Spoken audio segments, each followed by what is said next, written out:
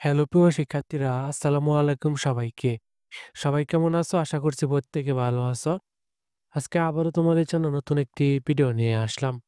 আজকের ভিডিওতে আমি আলোচনা করব এসএসসি পরীক্ষা ২০২৫ গুরুত্বপূর্ণ আপডেট তথ্য নিয়ে। তোমরা যারা ২০২৫ সালের এসএসসি পরীক্ষার্থী রয়েছো, আজকের ভিডিওটা তোমরা কেউই মিস করবে না। সবাই সম্পূর্ণ দেখো, কারণ আজকের এই ভিডিওটা তোমাদের ১১টি শিক্ষা বোর্ডের অধীনে তোমরা যে সকল ছাত্রছাত্রী রয়েছো সকলেরই গুরুত্বপূর্ণ তথ্যগুলো মানে বলা হবে তোমাদেরকে। তো ভিডিওটা এখনই শুরু করব। তার আগে তোমাদের কাছে রিকোয়েস্ট, তোমরা যারা এই চ্যানেলটাতে একদম নতুন রয়েছো, চ্যানেলটাকে সাবস্ক্রাইব করোনি, তারা এখনই চ্যানেলটাকে সাবস্ক্রাইব করে নোটিফিকেশন হলে ক্লিক করে দাও। আর যারা আগে থেকেই চ্যানেলটাকে সাবস্ক্রাইব করে রাখছো, তাদেরকে অনেক অনেক ধন্যবাদ। তো চলো আজকের ভিডিওর মূল আলোচনায় যাওয়া যাক। এসএসসি পরীক্ষা ২০২৫। তো তোমাদের যে বিষয়টা সেটা হলো যে ইতিমধ্যে তোমাদের টেস্ট পরীক্ষার রেজাল্ট প্রস্তুত করা হচ্ছে। তোমরা তোমাদের সবচেয়ে গুরুত্বপূর্ণ অর্থাৎ সবার ১ম এ যে বিষয়টা তোমাদের দরকার প্রয়োজনীয় সেটা হলো যে তোমাদের টেস্ট পরীক্ষার রেজাল্ট এবং কি ফর্ম ফিল আপ। তো টেস্ট পরীক্ষার রেজাল্টটা তোমরা এই নভেম্বর মাসেরই ২৭ তারিখের আগেই পেয়ে যাবে এবং ২৭ তারিখের ভিতরে বোর্ডের কাছেও তোমাদের রেজাল্টটা পাঠাতে হবে। তোমাদের ফর্ম ফিল আপ শুরু হবে ১ ডিসেম্বর থেকে। তোমাদের ফর্ম ফিল আপ শুরু হবে ১ ডিসেম্বর থেকে। সেক্ষেত্রে অনেকে বলছিলা যে টেস্ট পরীক্ষায় ফেল করলে কি তোমাদের ফর্ম ফিল আপটা করানো হবে কিনা?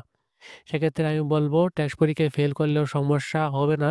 তোমরা ফর্ম ফিল আপ করতে পারবে। তবে কিছু, কিছু স্কুলে একটু সমস্যা হলে হতেও পারে। এই বিষয় নিয়ে চিন্তার কোনো দরকার নেই। তোমাদের ফর্ম ফিল আপ ১ ডিসেম্বর থেকে হবে।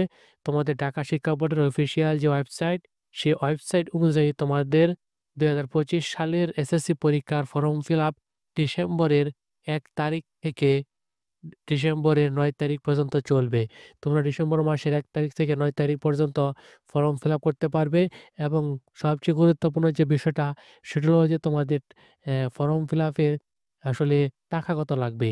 তো বিজ্ঞান বিভাগে টাকা লাগবে ৳২,২৪০, ব্যবসা শাখায় লাগবে ৳২,১২০ এবং মানবিক শাখায় লাগবে ৳২,১২০।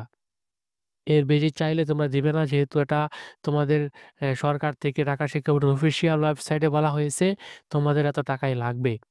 আর যে বিষয়টা সেটা হলো যে তোমাদের ফাইনাল পরীক্ষাটা কখন হবে, এই বিষয় নিয়ে কিন্তু আমি এর আগেও বলেছি। আজকে আবারও বলতেছি, কারণ অনেকেই নাও জানতে পারো।